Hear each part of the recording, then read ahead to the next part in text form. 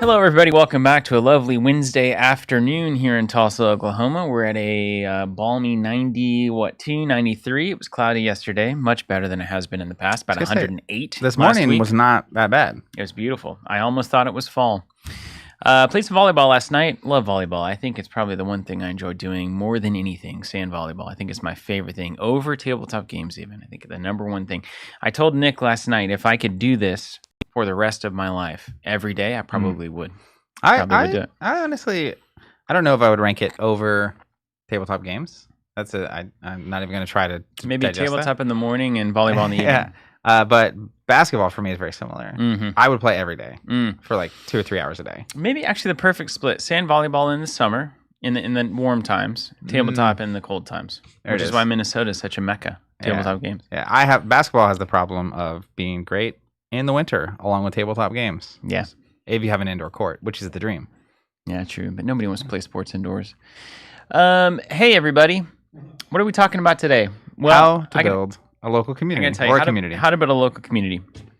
And here's the thing. So it's we're wanting to develop a in honor of Brendan. A heuristic? A heuristic, yeah. I knew where you're going. And I think this conversation comes up a million times in a million ways. And as people who are very heavily engaged in indie game, it's particularly relevant for our communities and people playing indie games, because we often find ourselves in situations where we want to do something that is more niche and less well known. And so the likelihood that there are institutions out there that are making that easy for us to do is much lower. Now, I would say in a perfect world, it is the store's responsibility, the local store's responsibility, to promote games, host events, create that kind of thing that attracts people to go do it.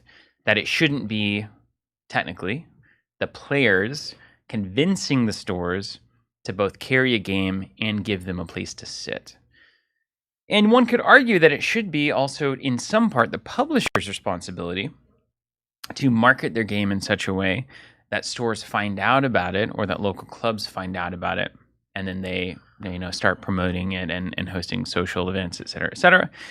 And there's also a world where the local store isn't actually an important driver of a lot of these meetups, which we talked about in Playing Outside the LGS last couple weeks, even though we're literally building one. So like we definitely believe there's value in the model. But that it's like, hey, I want to start playing Sorcery. I don't have a local store even around me. I do have a brewery, I do have a coffee shop, but where do I start? How do I do this? So I think we're making some concessions off the rip that this is the reality that we live in. It's not necessarily the reality that we want to exist as people. But when it comes to, I want to get into Sorcery, Warlord, Alpha Clash, Hub World, whatever it is, trying to go through the Rolodex of the homepage right now. You started and it's like, hey, easy. Whatever it is, the likelihood is that you're going to have to be involved in some way, some more than others, in getting something going that you then get to benefit from by having players to play this game with. And so we just accept that. And our theory, based on our experience and watching the industry for so long, is that it sounds really complex and intimidating to start a local community, but what you're actually needing to do is find one person, literally one person, one player. Just that's the whole focus. Don't worry about getting a big 8-person whatever. Find one person, and we're going to talk about what that looks like and maybe some tips and tricks for making that happen. Zach, anything to add to that? That was probably your best yet podcast intro, teaser, cover what we're going to cover without actually. It's really tempting when you start talking to just dive into it. Mm-hmm. So I know it's going to be a good conversation because I had a bunch of stuff I wanted to say. So I don't have anything to add right now. Great. But I think you did an amazing job summarizing. Thank you for the public praise. And yeah. It's my love language. Interesting. I am going to, I just realized I don't have my notebook, which I'm going to go grab so that I can catch things along the way. So you can do whatever you want for about I should probably write stuff down. Oh, I do have a notebook. It's right there. But I don't know that I have a pen. Think, isn't there normally a pen? Oh, I'll get you a pen. I'll get cool. one notebook, 2 pens. You can go to Pen Island on that one? Hey, we can vamp a little bit. What? We can vamp a little bit. What's up? Vamp? Hi. What does vamp mean? Vamp? You never heard vamp? It means like fill time by talking. You know. Who says? Is that like a kid thing or is that an old person I think thing? it's like a vaudeville thing. Wow. Yeah. It's a But classic. like performers know it. I heard about it on a Vamp. show with comedians on it. Yeah. Does it mean something? Or is it's not sort of a vampire, is it?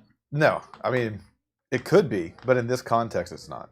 Is it like an acronym, you think, that means, very active I think it just means like mental vamp. pressure? You know. It's like, you can't describe it like our dad describes tapas. It's tapas. It's tapas, It's tapas. What's tapas, Dad? What's tapas? Small This plate. is just the weirdest Small pin, plate. man. Guess who it came from? It looks like the thing you would write on a tablet with. That doesn't have an actual pin in it. A stylus? Yeah, Or like an Apple Pencil? We're learning all about words today. an Apple Pencil. Yes. Yeah. Okay, so this is the podcast. Got it. All right. Absolutely nailed that one. What about the news? You're the news guy, right? Yeah, it's news time. All right. Hit me up. So a lot of times when we're talking, if something gets said that kind of could lean into the topic in some way, I take a little note. Or if you were talking, there were things I thought about that I wanted to say, but I wanted to save them for the future conversation. Yeah, I appreciate and now that. I missed it. You're basically Diary of a CEO over here. We were talking about vamping, which means to improvise, to play a repeating musical accompaniment, or to speak without preparation in public to pass the time. Huh. Comes from music. Weird. That's what you were just doing. I know, but what is that? But I know. why do they call it vamping? I know what you're going to be looking at tonight. The term vamp comes from music. Yeah, there were some, Comes We from were music, vamping but while I'm you gonna were I'm gonna use that as the ideal segue into the news. news Wow. on, dude. First up, we have Earthborne Rangers Into the Maw, the latest Valley expansion, is now available. So if you pre-ordered it, it'll ship as of today. That's what I've been told. And if you order it now, it'll ship by tomorrow. By tomorrow, maybe Friday. I don't know. Everyone's getting slammed because everybody wants this product, it seems like. It is moving. It is cool to see. I think it was that box thing. looks awesome. I think it was Fisher's face being posted on the box art that really sold it. How could you not buy it? I know, right? And It's so little did funny. you know, 1 in 1,000 that we send out is actually going to have his face on the box. Can you imagine? That would actually Collector's be- edition. That would actually be excellent. Yeah. Anywho, that is available. There are 3 of them now, and those are amazing. If you already play Earthborne, of course, this makes a lot of sense to have. I'm in my campaign right now, personally. Our next session is this weekend. We finished the primary campaign from the core You box. really did? We finished it, yeah. All 30 days? Or no, wait, No, you just finished it within... the main story arc that Got happens. it. And then we are 2 days into our campaign to dive into the caves. And when you go to the caves, you kind of forget about everything on land. Like it- the ancestors. Yeah, it's like a whole different thing. But it's structured in a way where when we come out of the caves, we're going to integrate all of the Valley expansions. So we'll come out and the world has changed, That's, I think, a pretty genius way to do that. which is cool. I'm really excited about it. But like we did the teaser for the Shadow of the Storm, Shadow singular, right? Of the Storm. And I've been thinking about that session since then. Like the lodge that we were at with the kid and his mom, and then like we could see the thing, and then we ended sadly. Anyways, those are phenomenal products, and if you haven't checked those out, and you do play Earthborne, you should. And if you haven't checked out Earthborne, that's a gotta see kind of game. So can't say enough good things about that. Look at this. Look at this comment. Hold on. I want to give this comment from Ray. Well, yeah, we can close the loop on that. All So right, yeah. Vamp gosh. comes from shoes. All right, hold on. See, I knew Here it that is. Here there it had is. to Look be at this. He's got it. A nerd herder here. Old French shoe repair term meaning to patch up or patch together. Later adapted by musicians. See, it all Just vamp it. Just one big circle. Look at race cries. Okay, so this is cool. This is a model that we've actually Prius? talked about before. The government subsidizes is even better on top. So I feel so spoiled to live in a country and city that runs a non-profit government-subsidized venue for game clubs. Board game club, card game club, tabletop RPG club, and a video game club. I'm gonna be real honest. What country is this in? Let me just ask that. But You're about to go on some kind of Marxist tirade. it feels European. And I gotta just speaking very candidly and honestly, I'm starting to reconsider every core belief I have about economics and society. This sounds great. Yeah. Whatever government you need to Yeah, have. I don't know what taxes I need to pay for this to be true, but I want to live there. Do you have free healthcare? City of Tulsa could definitely do this, right? Like, here's the thing: is like we. I mean, this is just us. This is what we're doing. I know we all kind of wring our hands about like how did we make Sweden? Of course. Yeah. This is why Eric Olofsson is the way he is. The hammer. We talk about like I said last night in industry discussion, like all these conversations about how to make the LGS profitable or like building a tier 3 deck. Like it feels like the same energy that I feel whenever it's like when you're building the tier 3 deck that you think is tier 2 and then you realize it isn't. And you're like, man, I don't think there's actually an answer here. There is, which is why it's still maybe a tier 2.5. Unfortunately, I feel like it's common to recognize that answer about 4 rounds into a 6-round Swiss tournament. That's right. Which is the equivalent of like 2 years into owning a game store. I think a lot of people do. They're like, wait a minute, this doesn't work very well. Ironically, and this is a note that kind of links back to the topic at hand here. So one of our big theses, nailed it. Yeah, Martin Luther. Going into 1.0 back in 2012. Because we had grown up, first card game I truly played was Pokemon. At the time, now it's kind of funny to say this, but it was just 6 years after Magic came out. So Pokemon was the upstart game, right? And very quickly that changed. But pretty quickly after that, we started getting into the weird stuff. And by weird, I mean just significantly less popular games.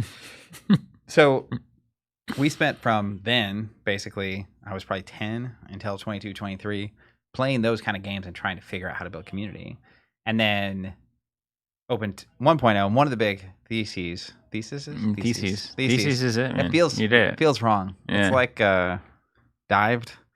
Yeah, dived or dove. Yeah, don't love it. Anywho, was effectively we're going to do everything.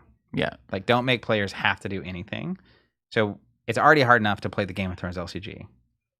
Don't also make someone have to build a community, host events, promote it, be the tournament organizer, etc. It worked pretty well. We will come back into, but we had a theory, we tested it, and it was wildly unprofitable. So that's what I mean. That's the rubber meeting the road of like you have a tier 3 deck, you think you can make tier 2, and then like, oh, here's the problem with this thing. Although it worked in some metrics. It worked in the sense that it built community extremely well. That's right. And we will come back to that. We will come back to that. There was just no money. But that's why the nonprofit approach is great. If you don't need to make money. Because that's really what most players want is like, I just want a place to do this. That's a communal gathering place, cultural space to hold this hobby. And if you remove the need for that space to actually generate money, it's really easy, actually. It's extremely easy. Just put a building up, put a sign up, open a door, and you've done it.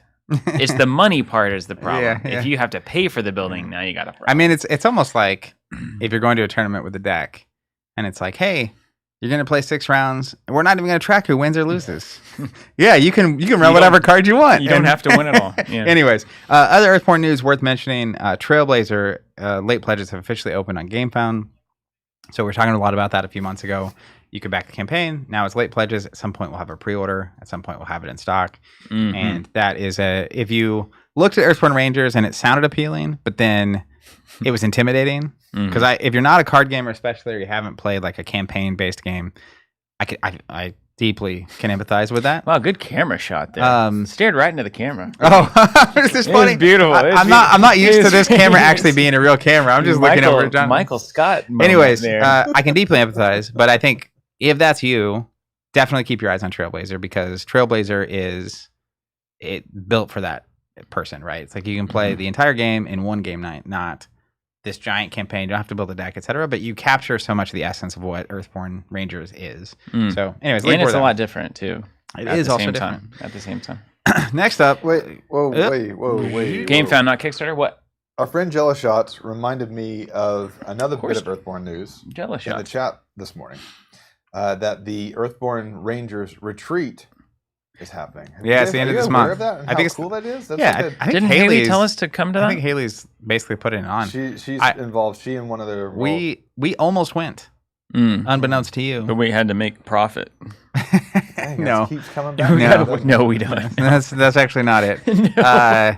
Wait, what are you doing? No, I thought that was your job. Without getting too much into the weeds, the schedule this year has been crazy. Yes, and the schedule coming up for us is also crazy. And so adding another, I do enjoy being married. Anyways, and in more Earthborne games related news, Hub World Eidolon. Yesterday, finally, at long last, we posted our Table Time episode for Hub World. This was actually supposed to be the first Table Time episode. We filmed it. We actually filmed Imagination as well. Those were in the editing process in what we are lovingly calling our experimentation phase, and weren't done by the time Trailblazer actually happened. And so Trailblazer had to scoot up in the queue, and then that got done, and Here Be Monsters had their thing going on, so that scooted up in the queue.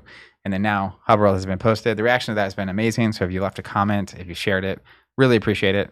I think it's worth checking out. If you're curious at all about that game, hopefully you can leave a comment and let us know. Otherwise, it gives you a good idea of what to expect. Beyond, we did some content last year with the preview decks, but preview decks are different than constructed. And the game developed quite a bit since then. And it has developed even further. So we will have more Table Time episodes coming for Hub World this year. Actually, fun fact, the how to demo Hub World was the first time we paused.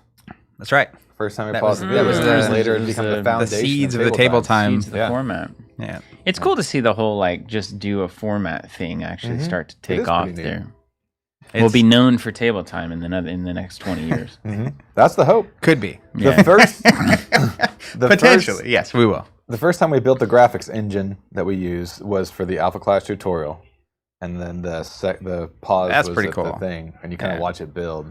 Yeah, and there's other elements where we have like the cards popping on screen. Yeah, and the technology to do that, and these kind of stacks over time. Did you get the rights to the song? Do you know anything about that? Not yet. We haven't heard back from him yet. I assume that we will. I don't imagine it's a hot commodity. No. You just pay the money. That's just, We could talk to their family directly, but I guess it doesn't matter. This one of those Halsey connections? Well, he's a Tulsa guy. I mean, he's an Oklahoma guy. Yeah. Chet, man.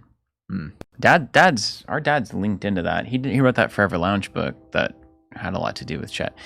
Anyway. Yeah. More on that later. But enough about me. All right. Next up on the news list, we have Sorcery.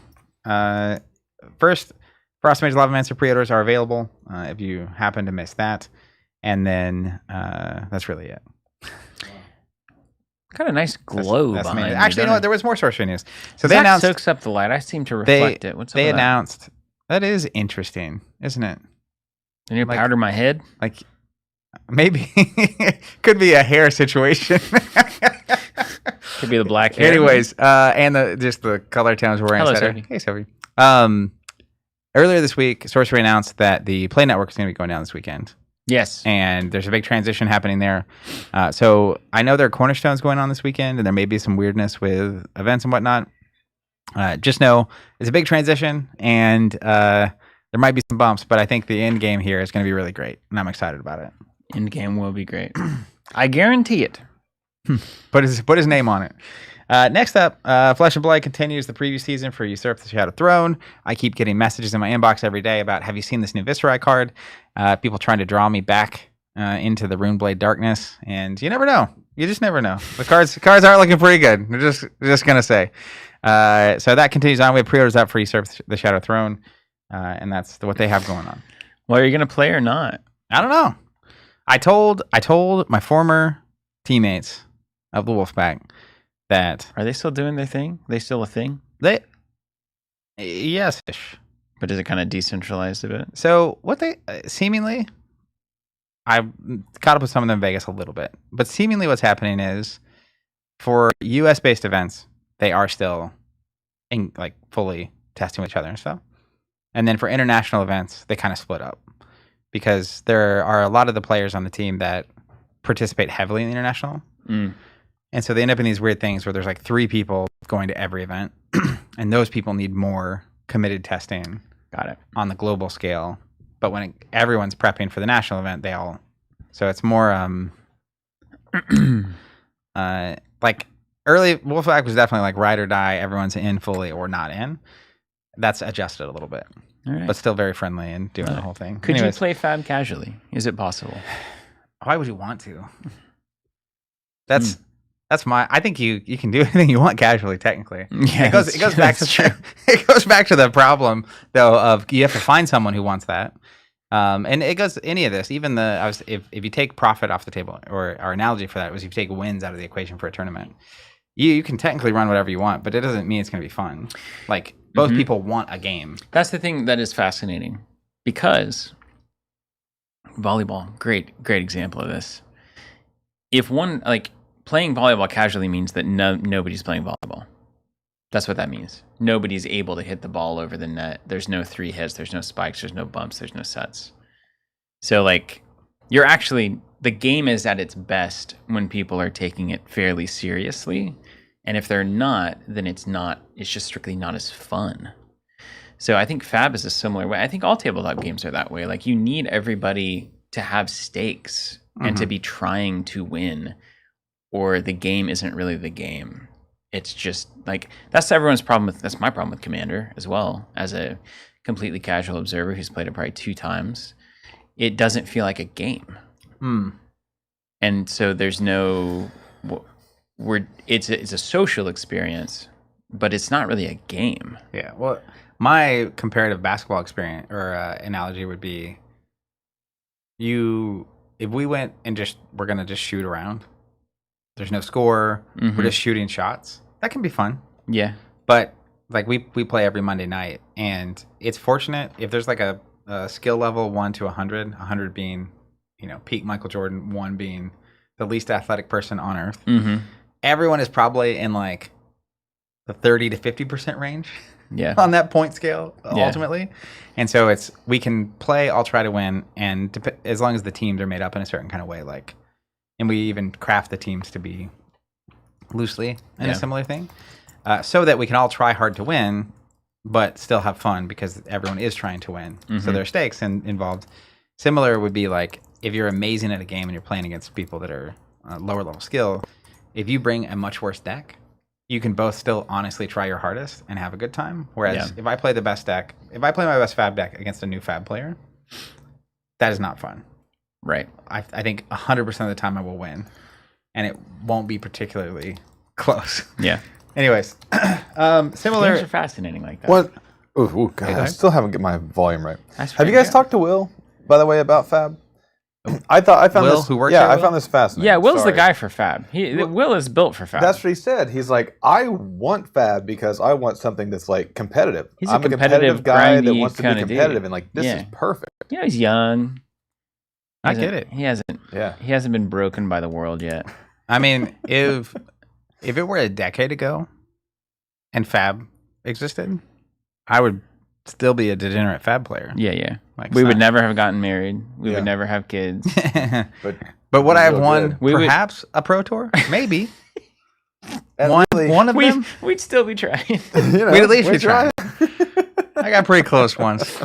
Anyways. You won something one time. I thought that was real neat. You won like a side thing that was down and you had to play. And then I won the Battle Hardened. The Battle Hardened. Yeah, that was awesome. Of course, I don't know what tier that is because it's all just kind of water under the bridge. Yeah, I mean, it was basically everyone that didn't make the top 8 of nationals in the U.S. was playing in that tournament. So then you were the 9th best player. That's basically it, yeah.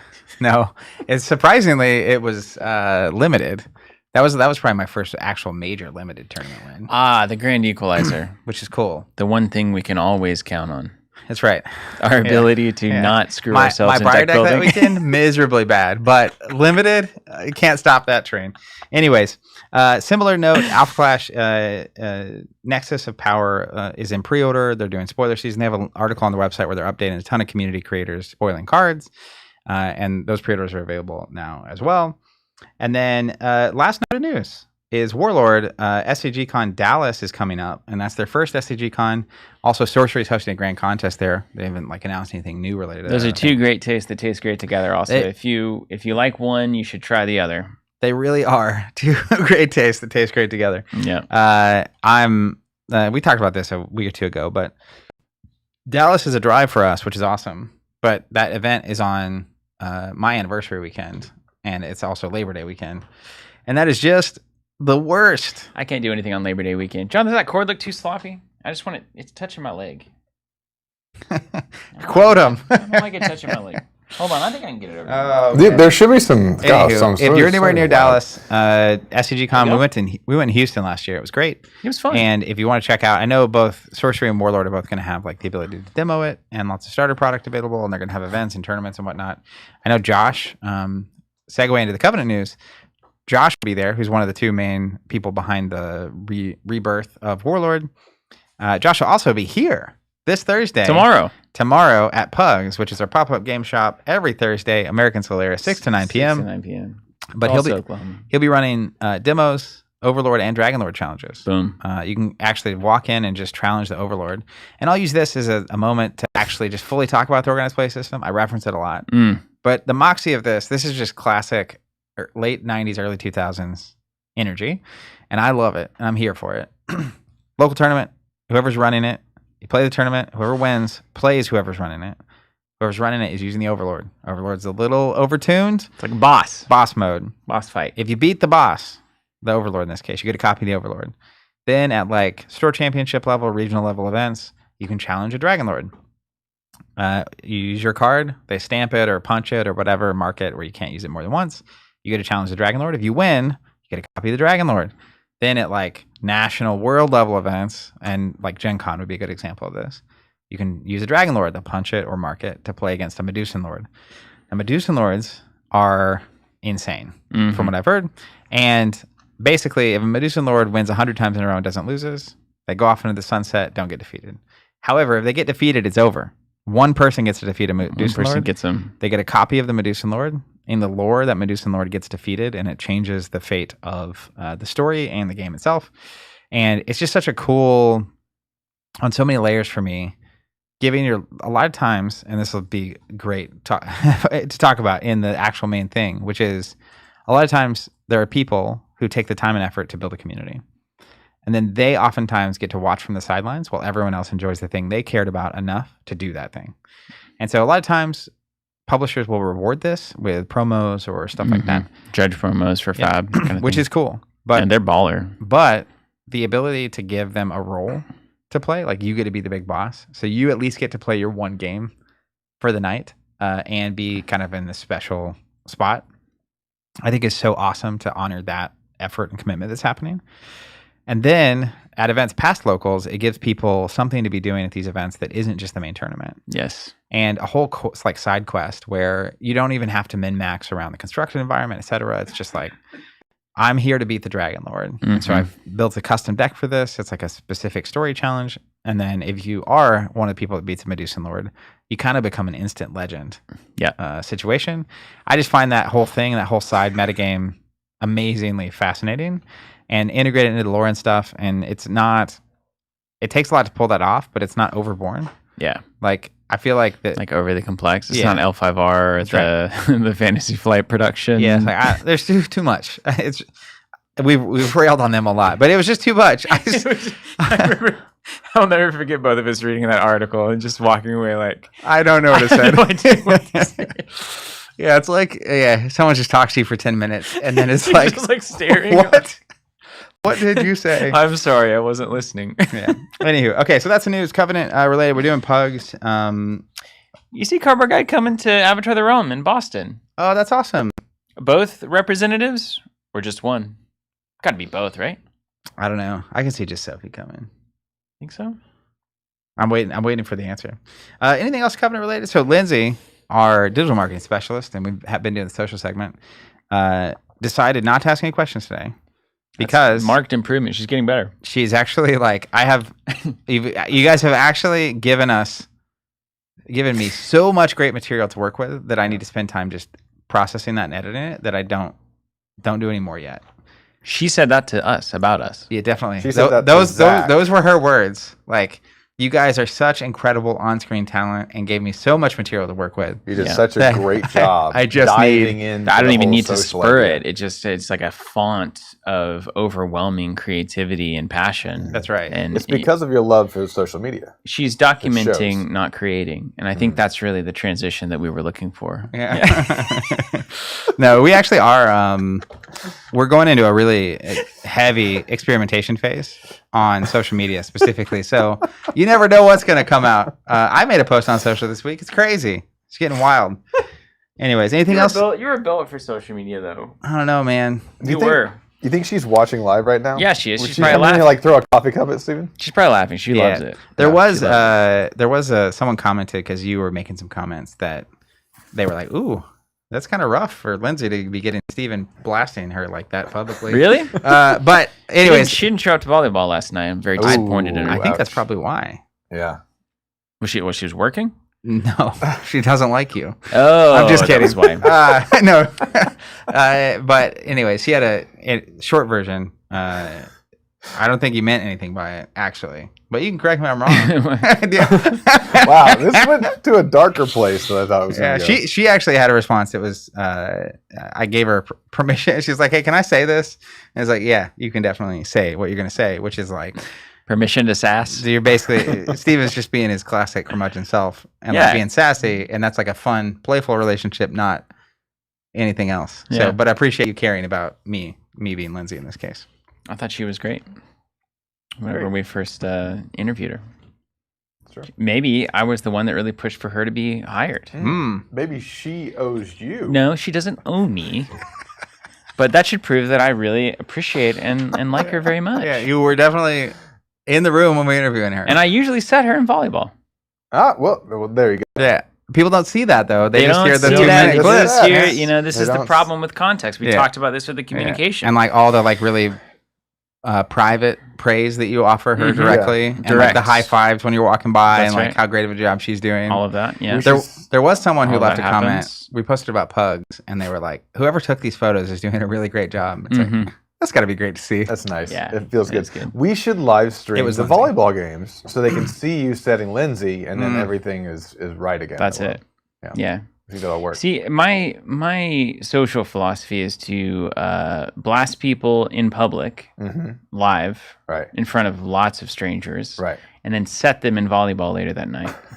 I feel like that the scales then even. Is that Lao Tzu? Wait, which philosopher did you get this from? Yes, I believe that's the third passage in the Tao Te Ching, Jonathan. Anyways, all right, let's get to the main topic here: how to build a community. You set me here. What do you got? How do you want to set this? This whole production is chaos. Every time I get into this room, it's like I'm stepping into like this weird, bizarre, separate planet. It's like time ceases to exist. It's just so weird to be here, actually. You know what's crazy, genuinely, to reflect on for me is that it was now 6.5 years ago, we started the pandemic streams, which is where we really turned the dial up on streaming. And for a long time, we did separate podcast episodes. Yeah. And now those two worlds have merged into what is definitely not the Covenant cast. But it definitely, there is like a once you're here and the lights are on and we're going on the content, like it evokes that same mindset, which was built for 3 years of 5 days a week streaming in the middle of a pandemic. Yeah, you can't. There's no filter anymore. You just don't even have it. It's not even possible. And back then, it's like I wasn't getting basically any social interaction beyond. Well, excuse me. Beyond being on the content and my wife at the time. Yeah. And so then you get a 7-hour live stream where you're not really ever socializing. Puts you in a certain kind of mindset. Your wife at the time, or your wife, at the time. True words have never been spoken. It's great. I think this group of people run a business. I think I think that is what that is the culture that's needed here right now. I agree. I mean, we don't need the boardroom. We need the live stream. The funny thing about that is like let's just break into defining what a business is real quick. And I don't know. We may be running it, but I don't know if we're running it well. Depends on the scoreboard, right? If it's wins and losses, and by that I mean profit. The thing about running a good business, I think, is, and this is actually true. This is genuinely true. So we know, you're not willing to say it in the brand documentation, but we know that when things get bigger,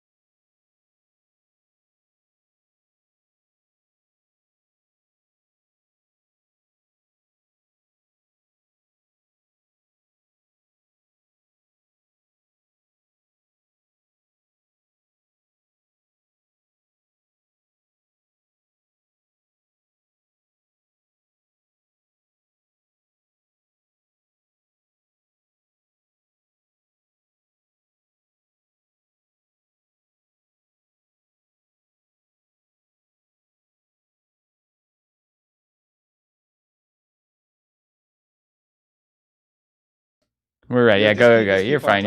We'll come right back in. They're vamping. Is it the same stream? They're vamping. Oh, God. Wow. What? Everybody's vamping. My confidence meter doesn't go up when every time I look at Jonathan, there's things flying around. Yeah. His body is flying around. The wires are flying around. The funny thing is, he just is like, all right, you guys ready? And then he goes, oh, God. It reminds me. So another thing my daughter has started doing is she will, something will happen and she'll go, oh, boy. That comes right from Serena. Yeah, and it definitely does. And there's she does it at funny moments, of course. Like, I don't know, you just come around the corner, she's doing something, she goes, oh boy. It's like, what are you up to?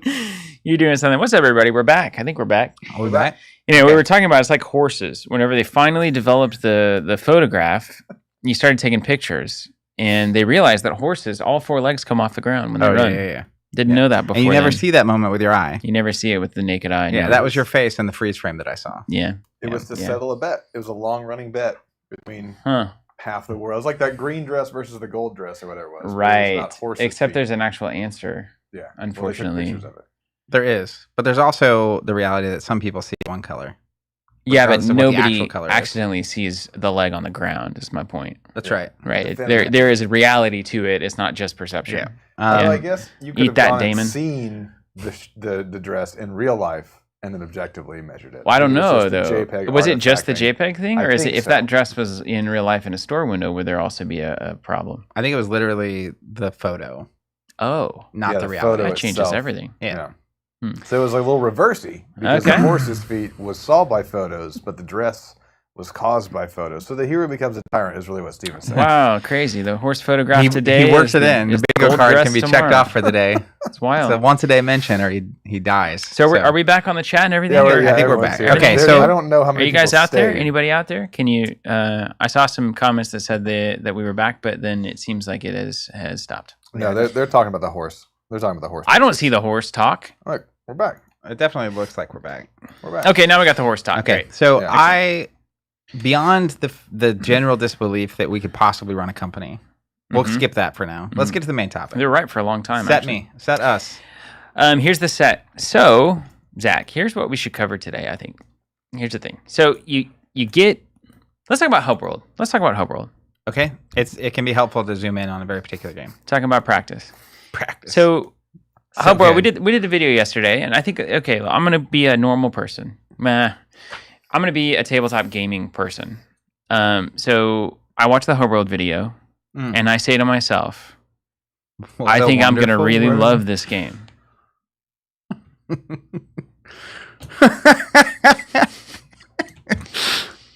Keep going. Yeah.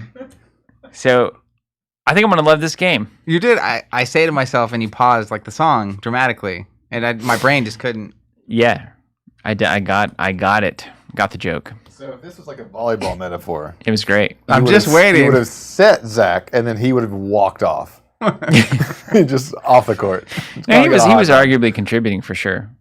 Arguably. Sorry, go on. So I see the video. I say, "Oh my gosh, Hub World." The game looks great. Maybe I played some Netrunner in the day, or like I've never seen the hide and seek style system before, which I like that you put that in the description. By the way, I think we should just trademark that. A hide and seek card game by the team at Earthborne. And you're like, man, this is awesome, and it's LCG format, which I really love. But I am pretty sure I don't have anybody in my life who I would play this with. And so, is it going to be yet another game that I get really stoked about and I buy?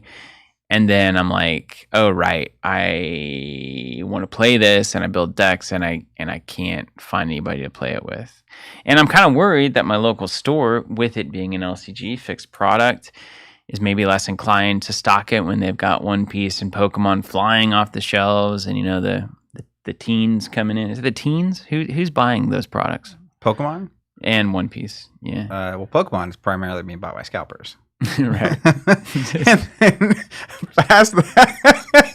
But how old are the scalpers? This is what 30s, 40s, etc. So our age. I think even if you remove the scalpers, the bell curve on the age of people, or the distribution curve, not even a bell curve. Bell curve would imply it's normal distribution. That's right. But the distribution curve on the age of people buying Pokemon is probably everywhere from like 6 to 60. Yeah, and the 6-year-olds probably aren't buying it directly, but maybe their parents are buying it. So we could put that in the 40-year-old coercing people category. To buy it for them. Yeah. Yeah. And then we've got One Piece and stuff, and I don't know. I think that's like mid-20s. Yeah, I mean, is that the pocket for One Piece? I think the old school breakdown would be like a lot of people 10 to 20 are buying Pokemon Yu-Gi-Oh. A lot of people. Is Yu-Gi-Oh still a game? 17. I haven't heard about Yu-Gi-Oh in 1,000 years. Still kicking. 17 to like 30 is the Magic typical thing. I would assume One Piece is in the 20 to 40 range because the age of the property, One Piece. There's just a lot of people in they're probably 20s, early 30s that are really into One Piece. If I had to guess. But then you also have like the Netflix live action show that came out recently, and the people that got into it are probably like teenagers when they get into it. So teenagers now might still be into it. There's a younger skewing audience. And then strategically, Hellbreak getting the 65 plus crowd. I couldn't even get through it without. Yeah. But literally, like my dad would probably love that game. He loves you. You grew up as a monster kid. That game is like Matt Phillips and Matt Coles both like super technically coded for them in terms of like the IPs and stuff. They're big horror, like in that pocket. Cool. Which would be like in between your dad and us generation. Yes. Gen How X. old is Coles? He's X? Uh-huh. I thought he was like my age. He's a pinch older. Ah, that makes sense. A lot of Matt Coles makes sense now. So anyway, they're buying the One Piece, they're buying the Pokemon, and it's like, why is a store even going to like buy 8 Hub World boxes, whatever? Now, there will be local stores that do that, and there are independent stores and people just looking for different stuff and product mix, et cetera, et cetera. But at the end of the day, you might have these concerns. And so then the next step of those concerns is one of two paths. One is, I'm not going to buy the thing because I just don't think I'll have anybody to play it with. The other path is I'm going to buy it and I'm going to do something to get other people to do this thing so that I can do it. And this is not, the remarkable thing about this is not that uncommon. It's not like exclusive to a card game, even though it is very important to the card gaming, I would say, culture. I mean, we had to do this for volleyball. Like, Nick basically had to convince and be the community leader to get enough people to sign up for a team to then go play. So it usually starts with individuals who want to do a thing, have to get other individuals to also want to do that thing. Now, ideally, they already want to, and they just need to be told when and where. Yeah. But sometimes you need to be like, it's like, well, why would I do that? And it's like, well, here's why. Well, it's important to note, there are a lot of things that you can do in your, I guess, free time or hobby time or recreational time that don't require other people, which is really one of the big challenges in the modern era.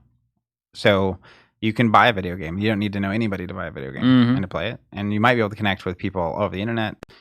And you might have friends even that you could play it with. You might have friends. You might have friends. Yeah. So it's an old-fashioned concept. Let's pause for a second. I have to tell a story. So, like, not that long into dating my now wife, we went over to her brother's house for her nephew's birthday. And her mom, the nephew was like 7 at the time. So he's reading, right? But he's still like newish at reading in the grand scheme of things. So he opens a card from my wife's mother, his grandma. And he starts to read it. And he reads the left side, which says, being a member of our family does not make you special. And then stops. Full stops. And then he just goes, huh. Pulls the money out, closes it, and moves on. And then obviously he didn't read the second part of the card, but that's what that reminded me of. And that has stuck with me forever. We make that joke all the time where it's like, being a part of this family does not make you special. That's awesome. Wow, very funny. Anywho, back to your point. Children, man.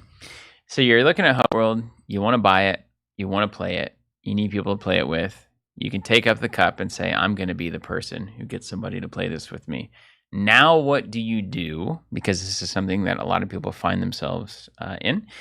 And I would say for the majority of people, it is extremely overwhelming, even if you don't realize it when you're first like having the grand idea, to start a community.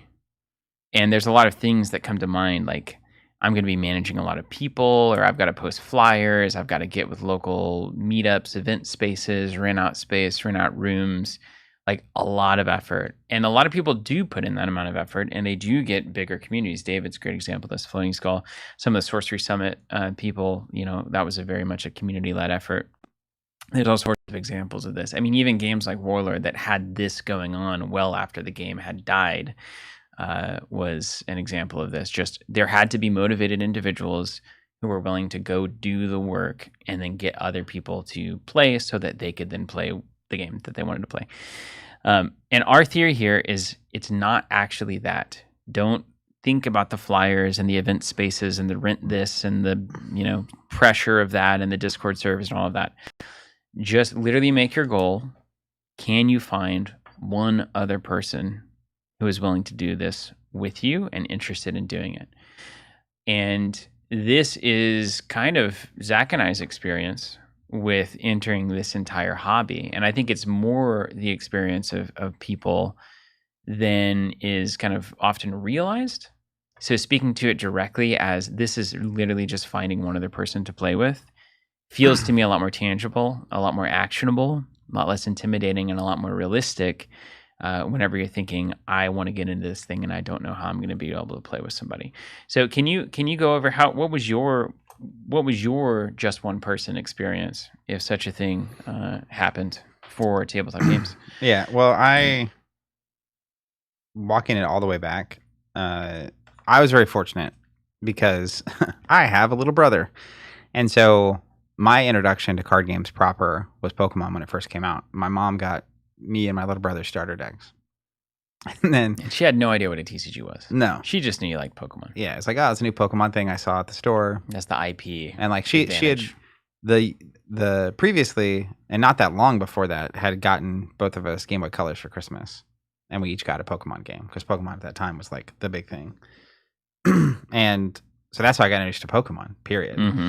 And then at some point, and like I think it was literally, I don't remember the exact timing, but it was either birthday or Christmas was a Game Boy, followed by the next birthday or Christmas was the cards. Wow. That's an onboarding ramp. Yeah. And then you can see where it went from there. Mm-hmm. But so I kind of, in a certain way, sort of already had a person, which was my brother. Yeah, that's what Shardbugs is saying too. You force your siblings to play. Yeah.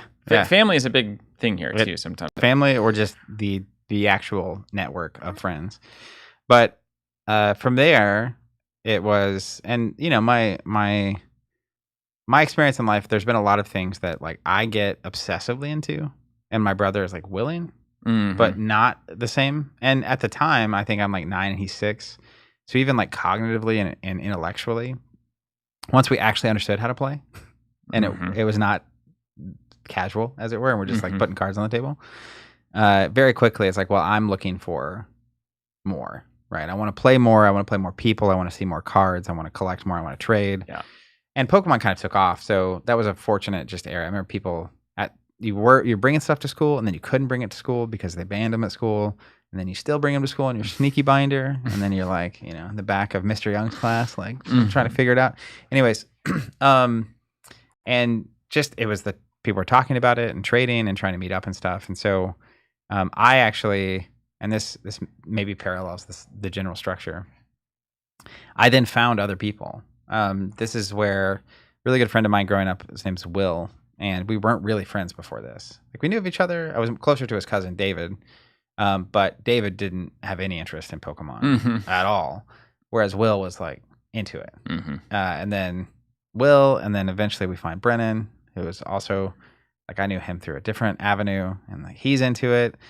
And then all of a sudden, it's like, well, where are we going to do this? It's like, I don't want to do it at my house because I have 3 brothers, and my brother John's going to relentlessly make fun of us for doing this. And so, like, we need somewhere. John's going to John. Yeah, to do this. And we're from a very small town. And so my uncle had a movie rental store that before all of this, it was actually the game room, which is like an arcade. And he had sold baseball cards and stuff. And so he was kind of like plugged into the the network, so to speak, to a certain degree, because he had been selling like Marvel cards and baseball cards and stuff. But when the baseball card thing was going on, my older brothers were really into baseball cards. I was too young to partake. Like I was 3 or 4, right? Mm-hmm. And so this was really awesome because I had seen that and not concept really of cards. Yeah, not really taken part. And then suddenly it was like, oh, this is my mine. Like this is my thing. And my uncle was just super supportive generally. Like he would drive us to Tulsa to go to Vintage Stock if we had $10, and like so we could spend our $10 to buy a couple packs or whatever. Cool.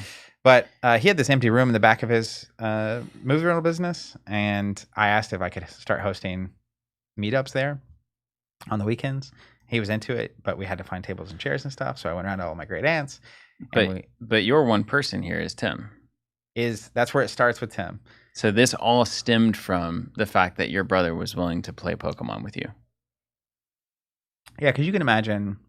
I'm kind of curious what would have happened either if he didn't exist or he was unwilling. I've always kind of wondered what would happen if Tim didn't. but like if I had one, would my mom have even bought it for us? Yeah. 2, let's say she bought it for me. Let's say she bought it for both of us, but he didn't care. He's like, you can just take my stuff. I don't ever want to play again. Basically, what I would have done with that energy, and or if Pokemon hadn't been taking off, because even in a small town, and for me at the time, I was a very shy kid, and so I would not be aggressively pursuing other people to play games with. Naturally. I think that's a natural thing that many of us would run into as well. But this was like people that were into it. It was obvious.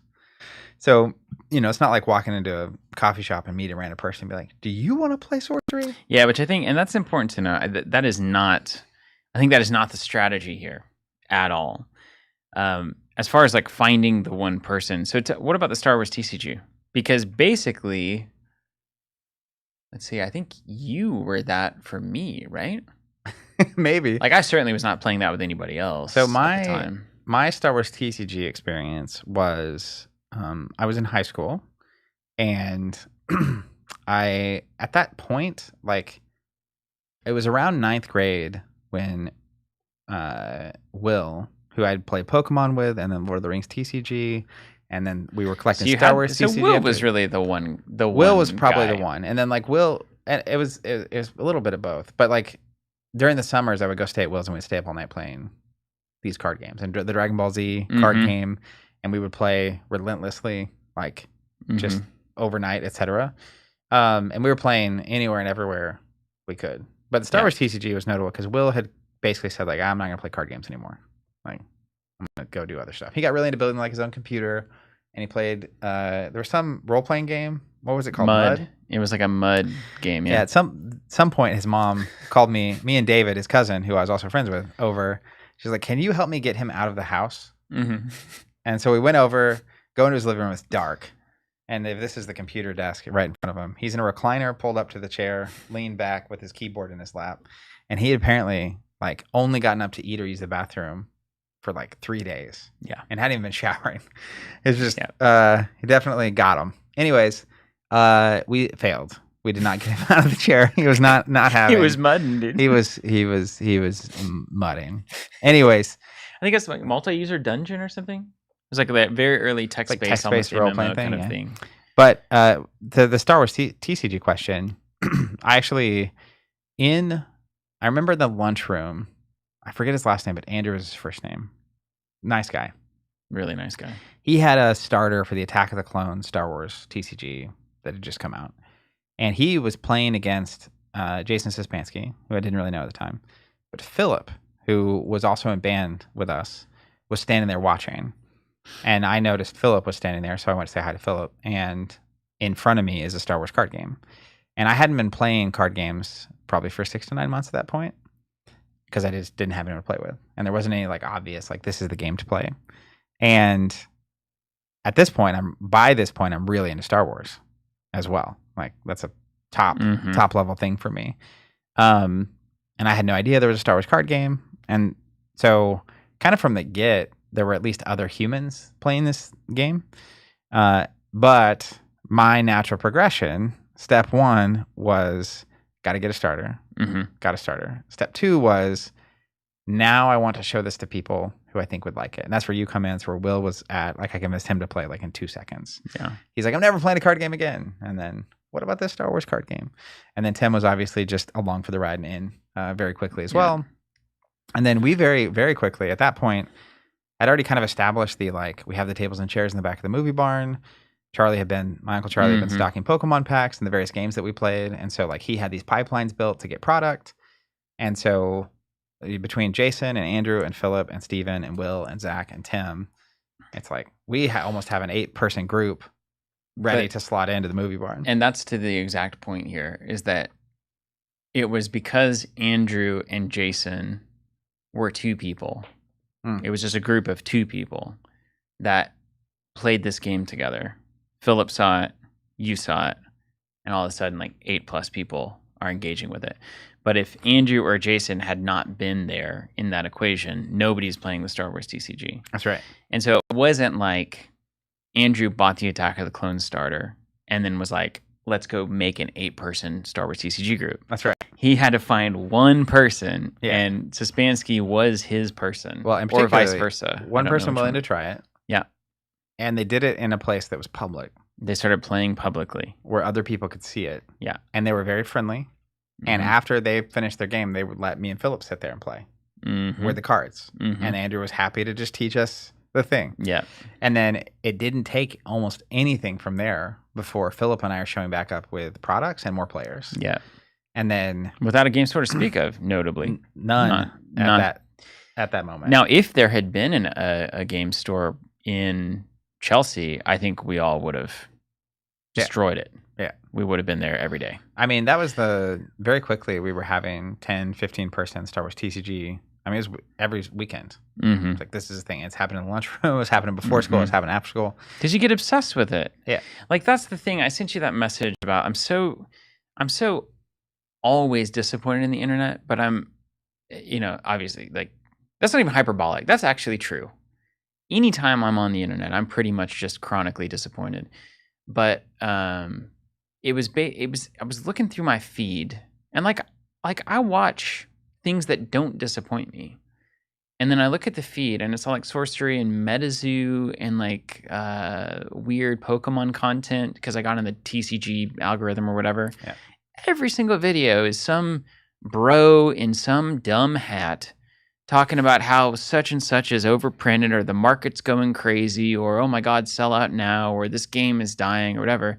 I didn't see a single video that was speaking to what I actually was feeling, which is I am obsessed with a thing. I want to build a deck. I want to test an idea. I want to put a theory on the table. I want to see if it works. I want to tweak it and optimize it, and I want to keep doing that until I've got something that I feel like is perfect and beautiful. Nobody's making that content just isn't getting promoted, and so it makes it feel like the entire space is just about this shark hustly garbage. Well, these AI thumbnails. One question would just be algorithm doing algorithm things. I'd be curious if everyone feels that way about their feed, because I definitely got in a different. It's not. I understand what you're saying fundamentally, but after our trip to New Zealand and our replaying of Pokemon, and then my diving into the TCG old school Pokemon stuff. There's definitely, I've been having stuff come across my feed that I really like. That's not anything in that framing. I just click off of quickly, where it's like, I'm not collecting this because I think it's a good investment kind of a thing. But it is cool. Like I watched a ton of here's the history of the WotC area of Pokemon. And here's the weird print errors that are in these sets, and here's cool. There's 3. I'll just divide it into 3. You can tell me if there's more categories, pillars, or 3 groups here. There's players, there's collectors, and then there is the investor speculator angle, which is you're just buying this because you think it's going to be worth more in the future, which is a game some people enjoy playing. That's not the game I like to play, but there is some really cool just history and collector content. And I've even seen, I think it was Jonathan was referencing this kind of video the other day. A lot of these vendors at these card shows will live stream from their booth. And maybe it wasn't you, if you're surprised. There's a really cool one. And there's some uplifting stuff. Is why I'm just giving free cards to people. Well, it was a dad comes to the booth and is hey, my son is super into It wasn't Pikachu, but let's just say it's Pikachu. And he's like, I know you aren't going to have this Pokemon card. Like, there's not going to be any at your booth. And he's like, so I have these 2. Can you put him in the case and like just like trade with him? Because like he wants to actually trade. Yeah. And then the kid comes up and he's like trading with the vendor and like doing the thing, and they're all like super excited about with this Pokemon and stuff. And it's like, oh, that's like a really. Anyways. Yeah, it's beautiful. All that to say, your point is, I feel like the people doing the thing you're saying aren't inclined to create content. They're just out there doing the thing. That's right. That's like they're enjoying it. So it's like, and there is some of that content, right? Like they're really obsessed about a deck, and here's my concept, and here I'm playing. But like most people, the reason they're doing that is to do that, right? Not to like. I mean, I'm not posting those videos. Be a content creator for sure. Yeah. That was an aside. But point being, the 2 people sitting in the lunchroom, having done that for who knows how long before somebody else noticed, create this community that turns into a much bigger thing. And I think that's usually how it actually happens. And so the question here is, what are the strategies? How do you find that one person who is willing to engage in Hub World? Yeah, I think specifically using Hub World is a nice example. And I think that's one of the things I wanted to note when you were setting this way at the very beginning of this episode is when I think if it's not Magic or Pokemon or potentially Yu-Gi-Oh, I don't know the environment well enough to say that, but or like if you're getting into like Flesh and Blood and you know there's a robust local community, that's obviously a very different path. But the kind of games we have spent our entire lives being players and then retailers of are often the kind of games where someone will look at it, including ourselves, and say, this looks amazing and I would love to play it. But it is a thing that I have to have other people to do. And I'm not confident that there are other people to do this with. And so I'm not going to buy the thing. And so really the message is, for me, if that is you and you're considering it, here's a practical look, in my opinion, of what it would take. And I think it is, to your point, much simpler than people give it credit for. The TCG example, we don't even have a game store in our town, etc. And of course, high school lunchroom is a breeding ground for cross-pollination. And sometimes you have to get lucky. Yeah. I mean, you just got to give yourself a chance to get lucky by enough people seeing what you're doing. Yeah. And I definitely, if you're looking at Hub World and you watch that Table Time episode, and that is the concern, very valid concern. But going back to this idea of just find one person, I think if you can find anyone who is actually willing to engage with it, that's like the biggest step.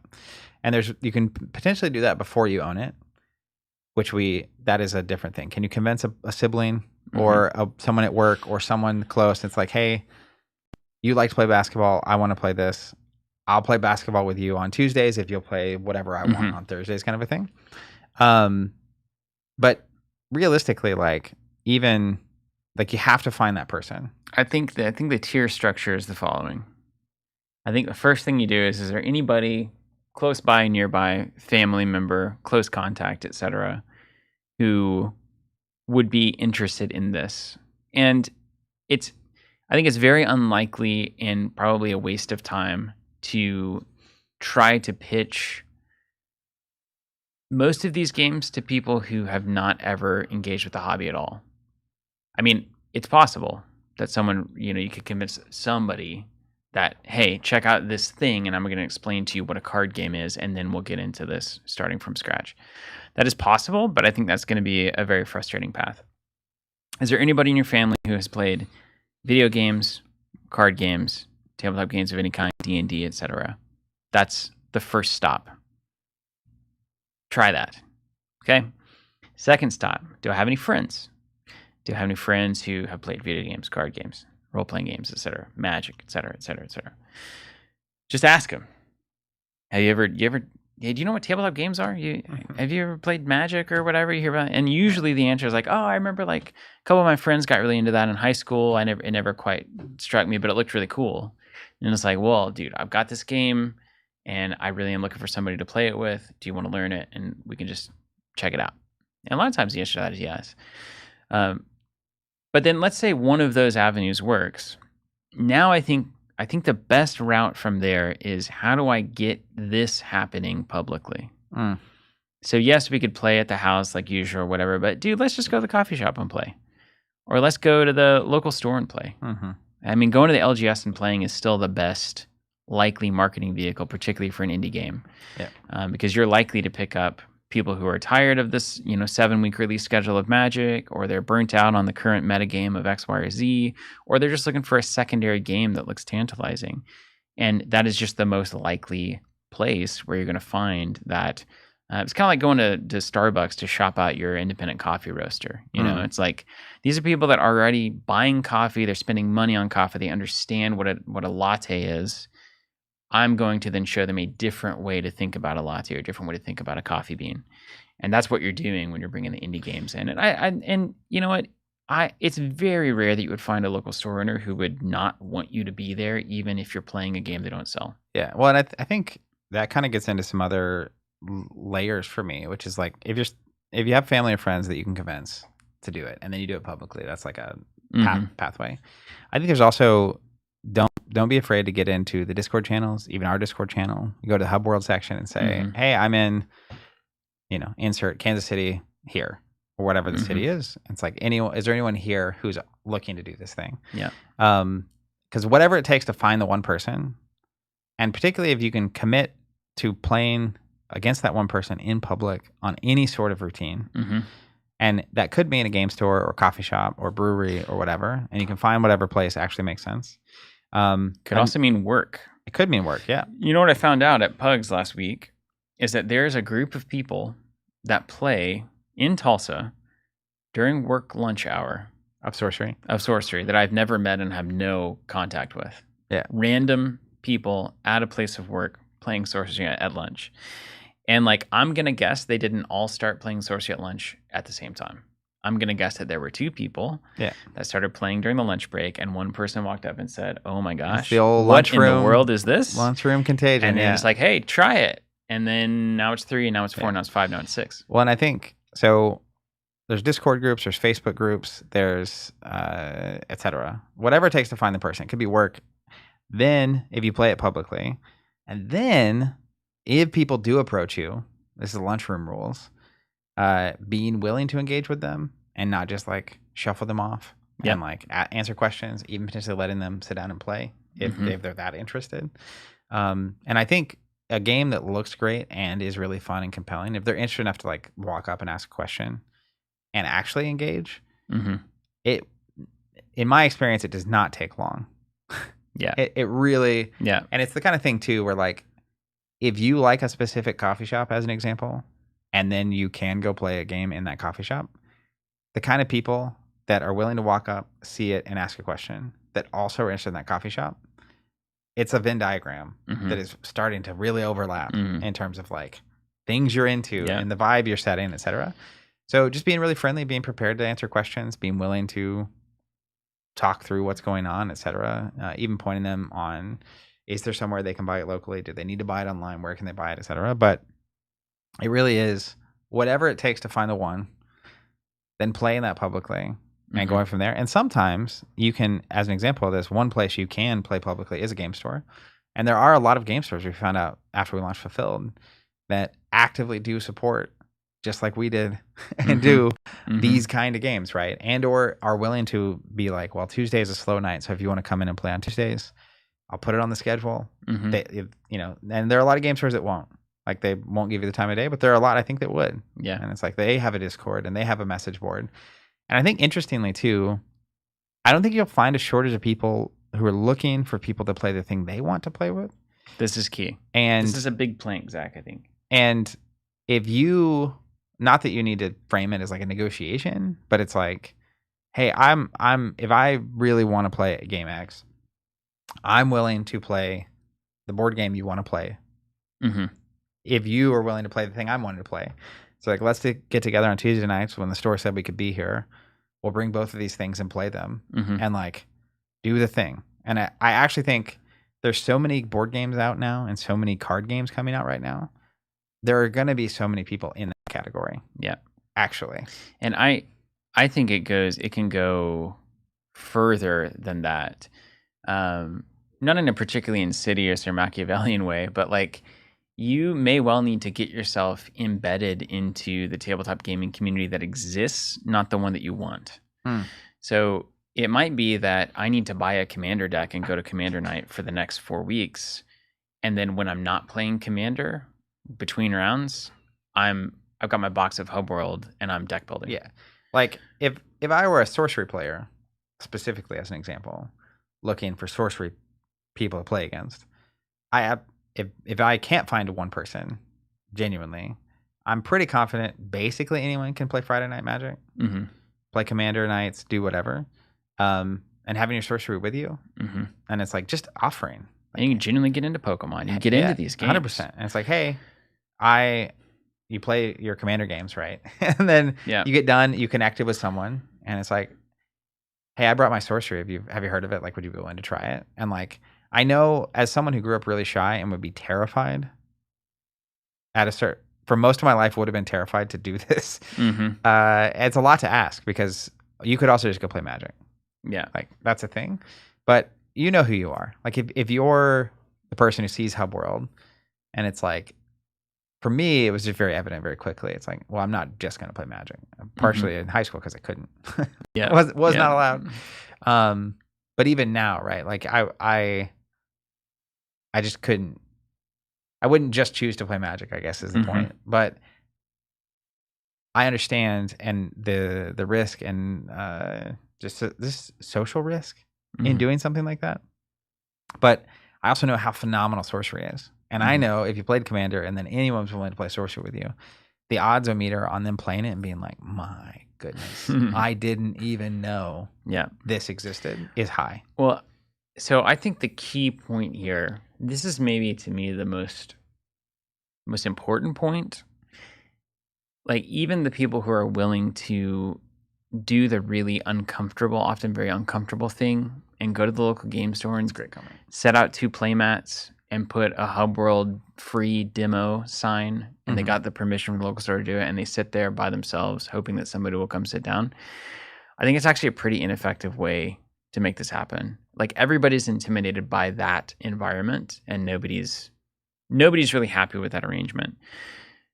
The more effective way to make this happen is, what is my local gaming community most into? And let's say that is, let's say it's Riftbound, because apparently people are playing that. I should learn Riftbound. I don't have to like Riftbound, but I like tabletop games and card games. Like, if I'm the kind of player that likes card games and TCGs, I will have a decent enough time playing any of them. Any of them. So, like, it's not what I want to do. It's not like my ideal game, but it's where the people are. And so I will learn Riftbound, and then I won't sit there at an empty table waiting for somebody to try this game. I will make friends with 16 different players, and I will become familiar with 16 different players over 4 to 6 weeks, and then they will easily sit down and play Hub World with me because it's like, oh, I know Steven. Yeah, oh, you're not playing Riftbound? I was like, oh, no, I'm working on my Hub World deck right now. Have you seen this? And it's like, no, what the heck is this game? Yeah. And it's like, well, it's totally different from Riftbound, but like, it's cool. It's like a hide and seek thing. It's got this crazy theme.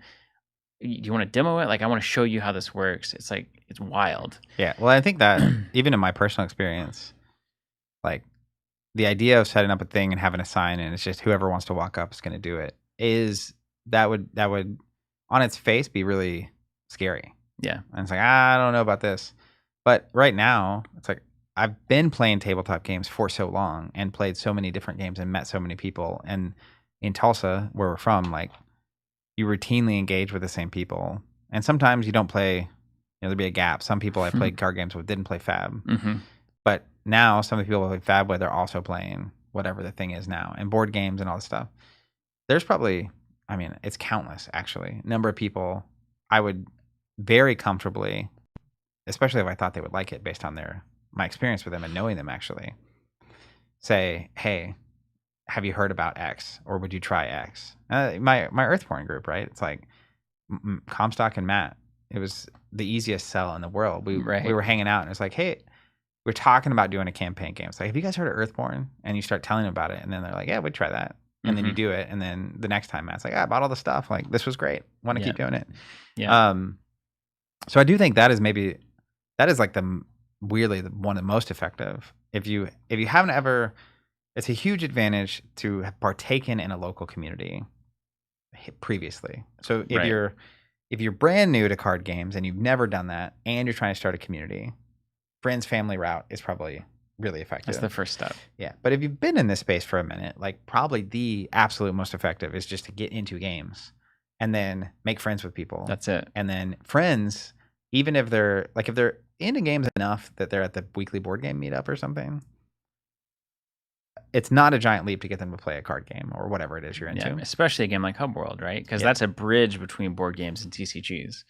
Because then somebody's like, oh man, actually, I really enjoyed that. How does deck building, like, I've heard about deck building games before and deck construction, but like, what is that like? Yeah. And then you kind of give them and it's like, okay, well, how do I get, it's like, it's $100 and you have everything that I have and that's all you need. And that's it. And we could even draft out of that, which all sorts of things we could do. But that's the buy-in. And I think board gamers understand the buy-in cost of the experience, right? Yeah. It's like, okay, how much is the box? And it's this much. And it's like, okay, now I have everything I need to play this game. Yeah. And I think, like in the board game world, funnily enough, I referenced that just now, like this idea is a way more common because so we opened in 2012 and closed for the pandemic in 2020. And from 2012 to 2017, I was there for I was working the board game. That was our board game Your day. Sunday night, yeah. Your Sunday day. And it was so common for everyone that was coming to bring 2 to 4 games. Then people would group up for the first game, and they would typically stay in there, whatever group happened to form. But they would play a game from someone in that group's collection, and then they would finish. And it's like, okay, of the collection that we have here, what do we want to play? It was just a very natural thing. And board games are less like lifestyle, so it makes sense that there's more of that. So... and I know there's tons of board game meetups happening all over, from game stores to breweries and coffee shops and stuff. So like probably the easiest way to find a person is to get involved in the local community. Yeah. Step one. Whatever it is that they're doing. That's right. It might be that I need to get into board games for a bit, or it might mean that I need to get into Magic, or I need to get into 40K, which is a bigger leap, but they're making it easy now to get into 40K. But like, I think that's also just the reality of if it's not Magic or Pokemon, this is something you will face getting into this game. Any of these games, it's this kind of thing. So if you don't already have a local community going, and whether or not that is appealing to you, it's like a litmus test quickly. Because it's not going to be the kind of thing where you just have 10 Hub World players suddenly locally. Right. But I actually think it is easier and faster than you would expect, particularly if the game is great. And it is actually super enjoyable. And it's the once that energy gets created, like our Star Wars TCG community when we were teenagers, it has this self-propelling thing, right? And some people, like I think of David Floating Skull with Sorcery, like some people build a massive community and keep it going, and they're running the show, and they're just great at it. And you know those people. That's cool. The Ryan Roper is too. But David. It doesn't have to be that. I think a lot of times it's not that. It's just the ball gets rolling, and suddenly there's 10 people meeting up. And then, I think early on it's really important for there to be a regular, the fire has to get started, right? So if I show up on a Tuesday to play Hub World because people said that was going to happen and it doesn't, I may never show up again. Yeah. But once you get a certain volume of people doing the thing, 2 to 4 people or 10 people out of the 20 can be not there every week, but they're still the 10. And now there's 10 people playing this thing publicly. Yep. Now if someone asks about it on a Thursday or in a Discord, it's like, oh, on Tuesdays there's people that show up and do this thing. And I've seen this time and again for all kinds of communities. And one of the funny things is at 1.0, one of the theses, that's tough. Theses was we're going to do everything. And then we moved to 2.0 in 2015. And we still had that, but now we had a bigger space. It was nicer. We had beer on tap. It's a cool space to be, free to be in. And suddenly, I remember this because forever it was like definitely not the big 3. Like that's where we're gonna live. And all of a sudden, we have 20 people playing Pokemon weekly because there's a group of 2 or 3 that were like, "Hey, can we play Pokemon?" Whatever night. It's Tuesday or Wednesday. But yeah, of course, you guys can come hang out. They bought beer. They were having a good time. And it's 5 or 6. Then it's 10. And then it's 15, 20. And then they're all asking like, hey, can we get Pokemon product from you? And it's like, how do we find ourselves here? And then you start realizing like, for the games we were actively supporting, we are hosting the tournaments, have it on the schedule. And then they were even asking like, how do we get on our schedule? And it's like, oh man, like, wait a second. what do we do about this? Mm-hmm. And how is this going to go? And that brought up questions, and then the pandemic happened, so we never had to fully solve it. Not yet, but we're going to get there, right? I think 3.0 is going to be that same thing. We're like, I think 3.0 would be a lot more decentralized for that reason. Yeah. I think what you kind of realize is like, at first you think there are Hub World players, and then there are Magic players. Just got me. The Parthenon said, "VC, yep, still feels bad in the mouth." yeah, definitely a friend there in that regard. I think it's easy to think of like, I want to be a Star Wars TCG player. I want to be a Pokemon player. I want to play Magic. I want to play 40K. I want to play War Machine. I want to play X-Wing. I want to play D&D. I'm a D&D player. I'm a role player, etc. What really is true is you are a tabletop gamer. That's the key. And so as long as you can find other people who are doing any amount of tabletop gaming, you have a natural inroad to basically introduce what you want to do to that audience. And so like, it's about being a part of a community first before trying to make it do what you want it to do. Mm-hmm. And that, I think that framing is so critically important, because once I'm in the tabletop gaming community in my area, and it's possible that you're in a smaller place, nothing within 30 to 45 minutes of you, no major whatever, and there just isn't even a board game meetup or anything like that that's going on. That's possible, and that's harder. And maybe we'll cover how to start literally a tabletop gaming community from scratch in the middle of nowhere. Very difficult, but also less difficult than you might think, because nobody has anything to do, mm-hmm. and tabletop games turn out to be quite good in that situation. My kind of counter to that would be us in Chelsea, Oklahoma, without a game store. And of course, we were in high school and middle school, so we had Tulsa to go to tournaments, and we had But like, I would assume there's a Tulsa within a couple hours of anywhere. Yeah, well, you never know. I mean, there's some really out there zones, but mm-hmm. I think if we can get a 15, 20 person community going in Chelsea, Oklahoma, it's going to be, it'd have to be much smaller than that for it not to be true. Yeah. And again, the IPs here did a lot of work. Mm-hmm. Pokemon was something that we saw on TV, and Star Wars is something we saw on the screen, the big screen, and the books and all of that. So Hub World would not have been like, that's right, maybe as, oh, what is this? Because we didn't recognize Darth Maul. Like, I think my oldest brother lived in a small town in Oklahoma for a while called Wacomas. Yeah. It's like south of Enid.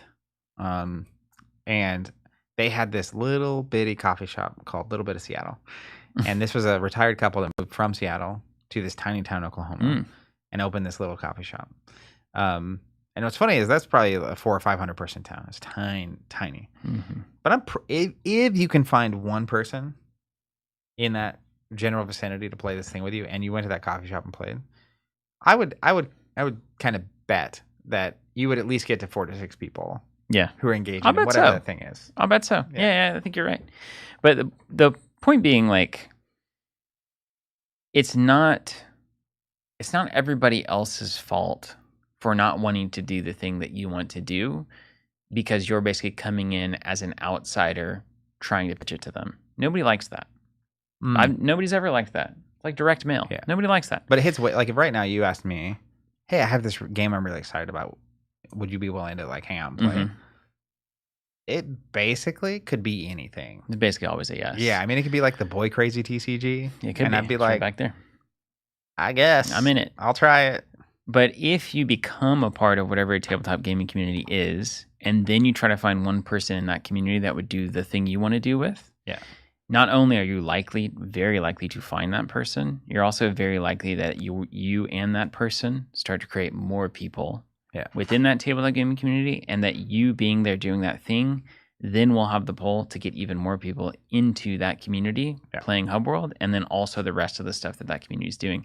So expanding that thinking outside of, I want people to do the thing that I want them to do, and bringing it more in line with, I want to be a part of my local tabletop gaming community, and then I want to enrich it by adding this game to its spread of things that it has to offer, I think is a really good way to go about it. The thing I was thinking about when you were explaining it that way is kind of the difference between push and pull marketing. And push would be like paid ads, and it would be, I'm going to go to the store, I'm going to set up, I'm going to have a little sign that says anyone can come do it. And I'm like blasting, like, hey, come do this thing. I'm posting in local Discords and Facebook groups and whatever. Whereas pull marketing would be looking at you, Kevmo. Yeah, would be if I do find the one person, even if it is I join a board game meetup, and then I even just join the board game meetup, right? To find the one person, it's so much different if there's a group of 10, 15 people that you're a part of. Yeah. And then you're like, hey, I have this new game I want to try. Anyone want to try it? It's very much like I want to do this thing. Does anyone want to join me? Not, please do this thing with me, like pushing it. And then once you find the person and you're in the lunchroom or you're at the game store, you're at the coffee shop playing, pull is like you're just there doing the thing. And someone walks by and it's like a gravity coming. And then you get 3 or 4 or 6 people. And it's like we had Pugs last week, and we have a sign, and there's people playing. And what was her name? Angela? Was it Angela? Angela? That's my one, yeah. I think it was Angela. Or it was around there. It was that kind of a name. I have it on the list. It's like, hey, what's this? Yeah. And then, dude, that story is great. Yeah. Like what? Tell us about the story.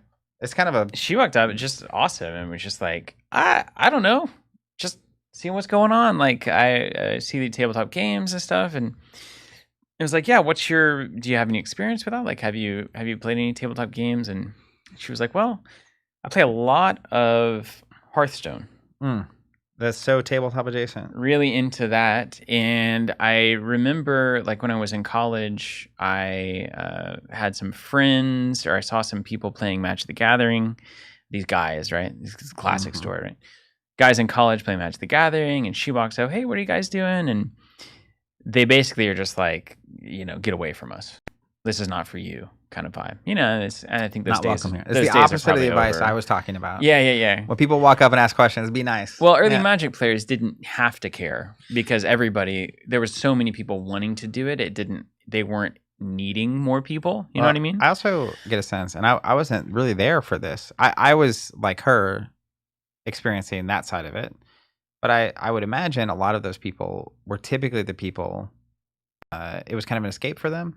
And they're trying to protect this safe zone that they have, where it's like, I'm not going to be made fun of. It's not going to be like, I'm nerdy, etc. It's like, I just get to do my thing. Yeah. And so if someone who seemingly doesn't fit that mold is walking up, it's like, get out of here. Yeah. Like, this is like, you won't understand this, and I don't want you to threaten it. Yeah. And I think that's actually a reasonable... That just makes the entire conversation about why those kinds of things happen way more helpful and productive when you realize that, like, a lot of people engaging with this hobby in particular have never fit in anywhere else, and they've been the outsiders and thrust out of all of the standard social spaces. And so the idea of them having their own special place where they can be themselves and be like not made fun of. Yeah. And then people invading that space that are the same kinds of people that were making fun of them in the past is something that I would protect as well. So I understand that. But yeah, she came up and she basically, they really just weren't engaging. And so she was like, wow, this looks really cool. What are you doing? Wouldn't engage. And so she was like, oh, I guess that's it. And so she's like, that's the last that I knew about card games. Yeah. But then she got into Hearthstone, and she was talking about it, and we talked to her about sorcery and various other things, homage to Magic the Gathering and all of that.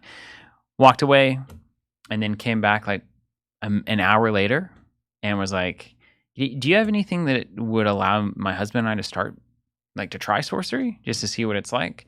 Sold her the pre-con, said she'd be back next week, and like, I hope she does come back. Potentially a sorcery player, or potentially like now, hey, can I get like this is a lot of rules. Like, can I get a better idea of how to play a demo, and then we can give her a proper demo, and then on and it goes. But her one person in that situation starts with her husband. Yeah.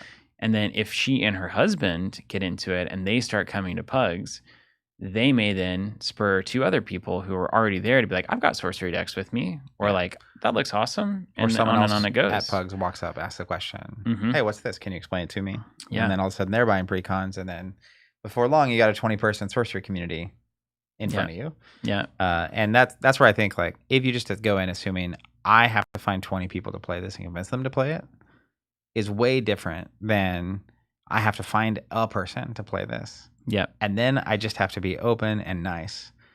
or I have to join a community and make friends. Yeah, which is hard. I think that's the best way. Tabletop is so incredible at this. Like, and they're out there. It was the board game day there's stores everywhere. You just find it. Even the brewery, like there's board game night, or they have the Trade Routes store in Tulsa was doing the quarterly Commander night. Like, it's out there. Yeah, check local breweries, check coffee shops. So this is Facebook pages, potentially Discords, Instagrams. This is just the nature of marketing now. It sucks because like it's just decentralized. You just have to look everywhere to find information.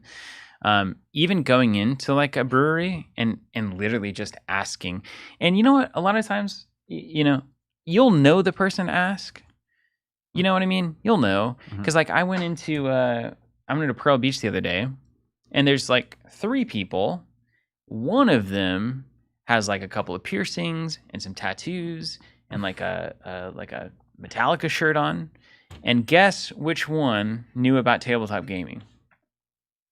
The Metallica one. That's right. Yeah, 100%. Because then I was sitting there, and then he and another person, I was like, I feel these words they were talking about D&D. And so like they're out there, and sometimes it is, you could go to a brewery, coffee shops, etc., and just be like, does anyone come in and play like board games, tabletop games, or anything? Yeah. And a lot of times it's like, oh yeah, dude, on Thursday it's like there's like 20 people here. Yeah.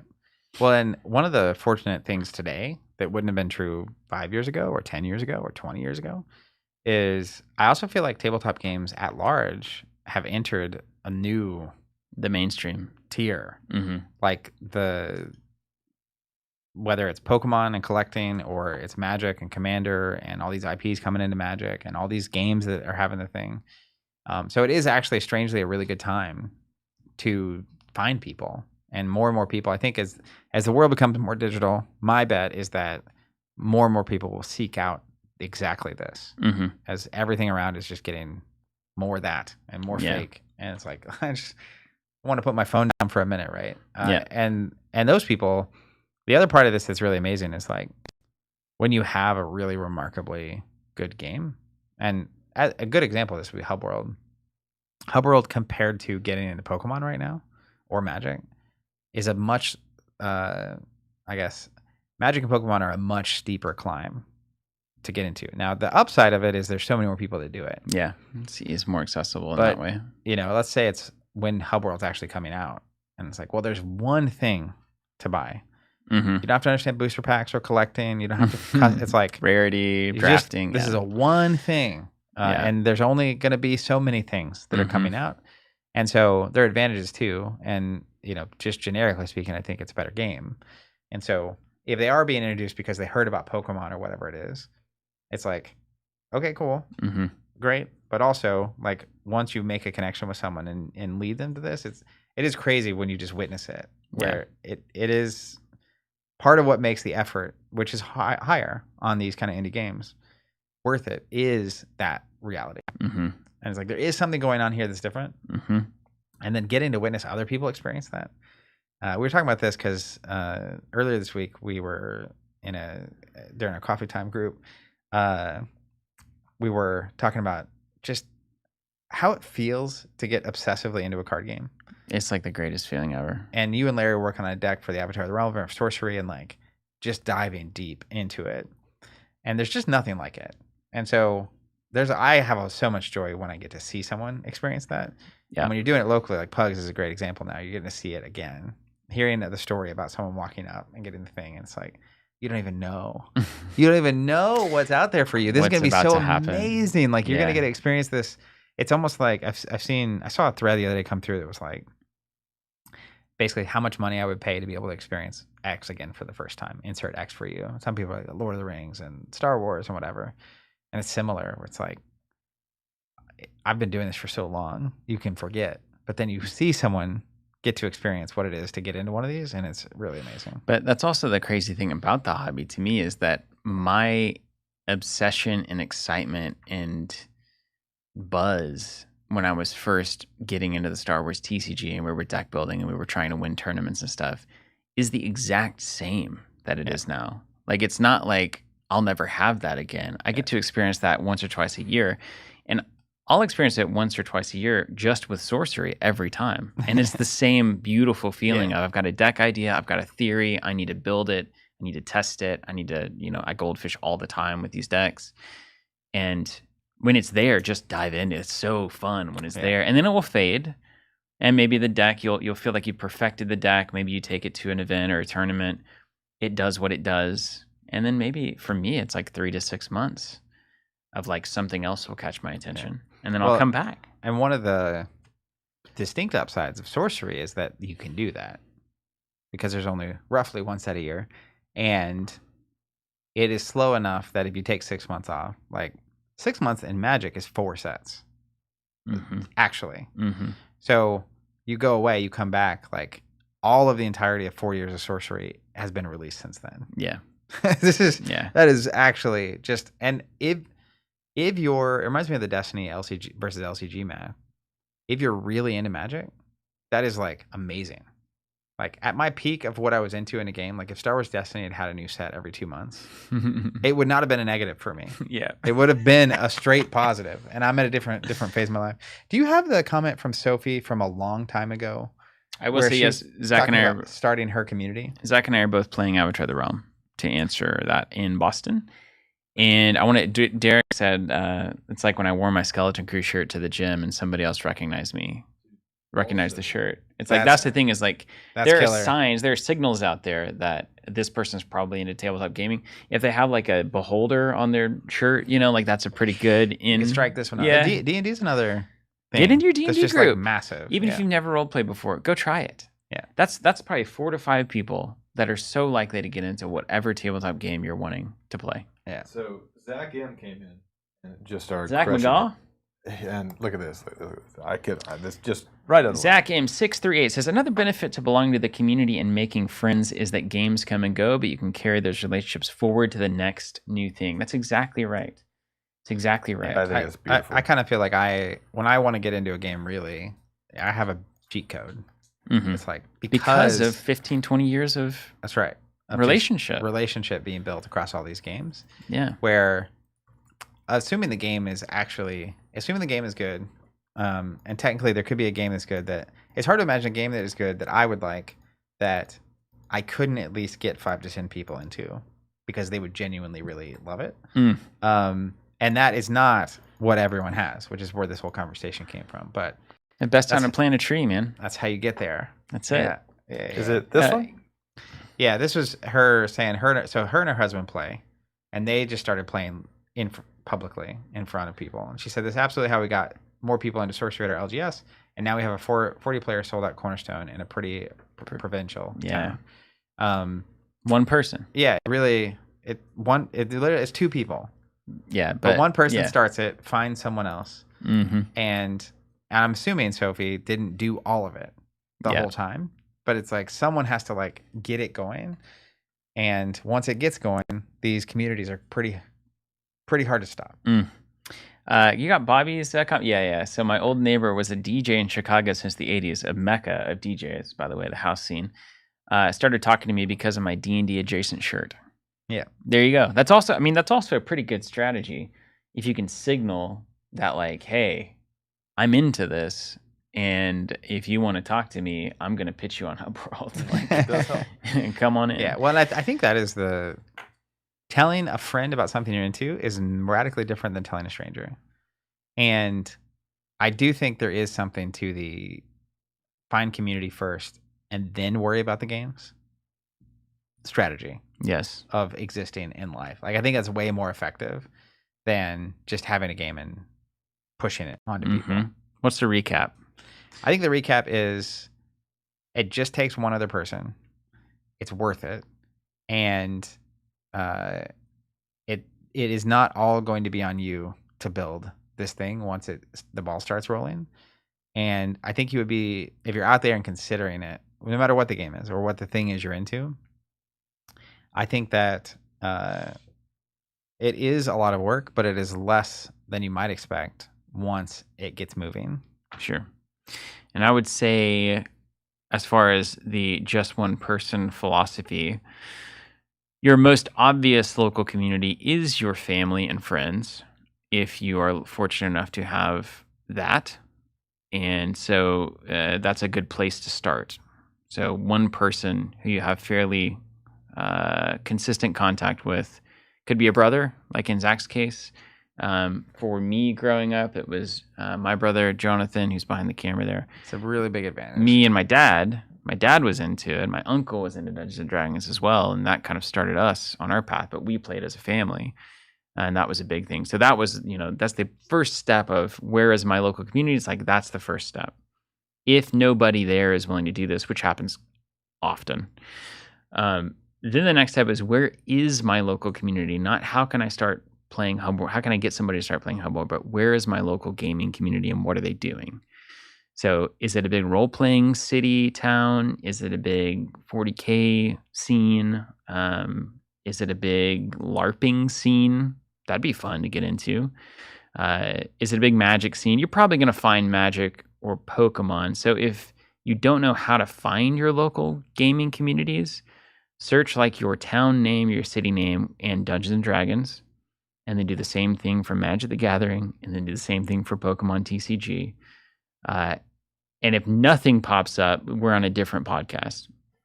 But almost certainly something will pop up. And that's what you need to learn how to play. That's what you need to just go do. And maybe you don't care about Pokemon, that's fine. You're going to meet friends. You're going to find that you're going to enjoy the card game. Whatever it is that you don't want to do that you end up doing, you're going to enjoy it. Okay? They're all pretty similar in the grand. It's like card games, like Pokemon versus Hubworld is a lot closer than like Pokemon versus like NASCAR. So it's close, right? Undeniably. So if you like these things, you probably will end up liking the game, and you'll meet people, and then it's just one moment away. Just get the thing that you want to do on the table from time to time. I think just one last note on that is I don't remember the exact number, but there were continual studies about essentially how long people play Magic. Mm-hmm. And it's only like a year and a half. Yeah. And so what I've experienced too is that there's a bell curve in terms of interest over time. Most people go through. It's like a product life cycle in a game. And so there will be, even if it's just like go play Magic, there will be people who are peeling off of Magic and looking for other things, or a board game crew. Board game people are always looking for the next board game, right? And so if you find community in one way or another, there will be opportunity where people are actually just naturally looking. Yeah. And it's like, what do you guys want to do now? It's like, I don't really want to do that. It's like, have you heard of X? Insert X here, whatever it is you're into. Anyways, I think that cycle is normal. Like people come and people go. And sometimes they are kind of getting what they want out of a current thing, but it's not quite what they want. And then they're looking for the other stuff. And like your worst case scenario is maybe you end up loving Magic. And then you have a ton of people to play with, and it's like you meet all these people and have friends, and then all of a sudden you have a community. So that's the game, and then Hubworld would stem from that. And I think that's maybe the key thing that I would like to get across in all the things that I've learned and seen in all of our various local store iterations and our growing up, and all the stories that we've heard and all the conventions we've gone to and the people we've met. That is probably what I've learned about how to actually get a community going, is finding that one person and how to make it easy to find that one person. And I would say, like, I've also seen people try to start a community, or they try to get people into a game, and it doesn't work.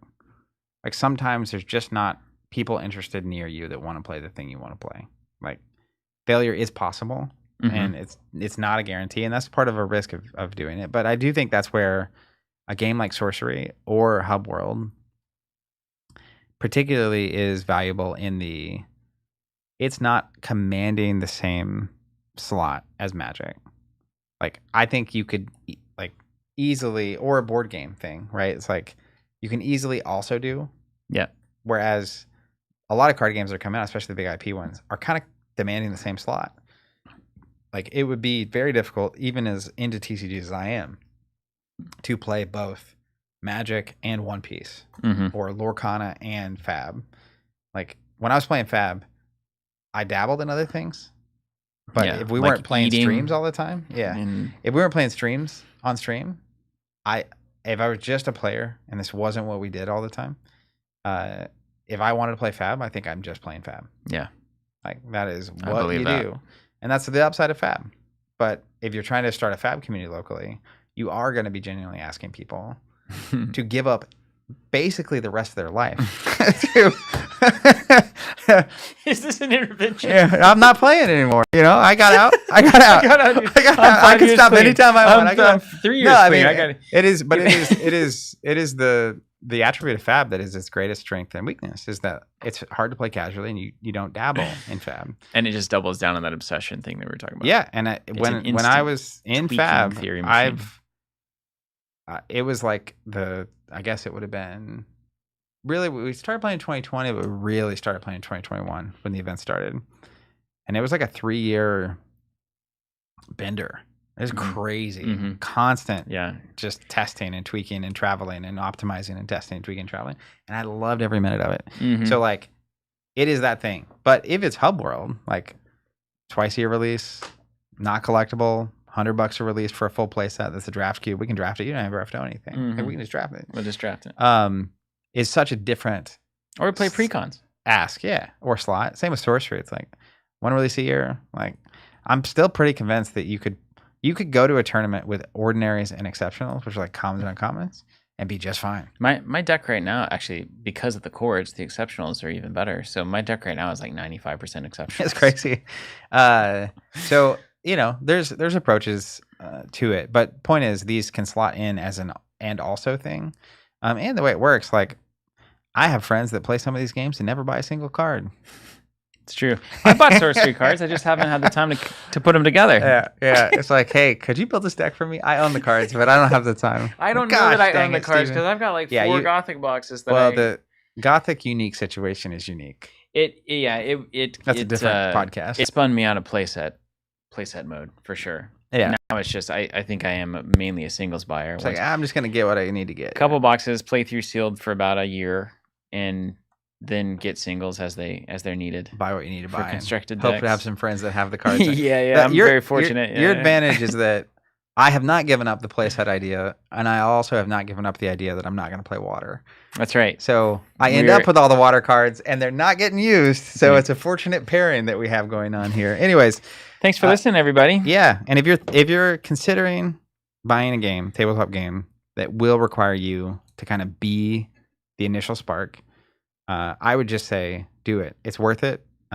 There's the one person out there. The one person is out there. And thank you for doing it, because there's a lot of people out there doing it that have led to massive communities, have led to people getting into tabletop that never would have gotten into it. And I think that's really, that alone is worth it. So if you're thinking about it, keep doing it. And it's greatly appreciated, because I think you're making the world a better place. And drop us a comment about what has worked, or like what has been successful for you, or the challenges that you've had, those kinds of things.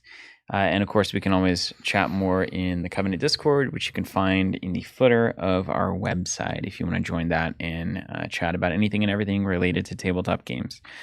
So thank you all for being here. We appreciate you so much, and we'll see you next time. Cheers.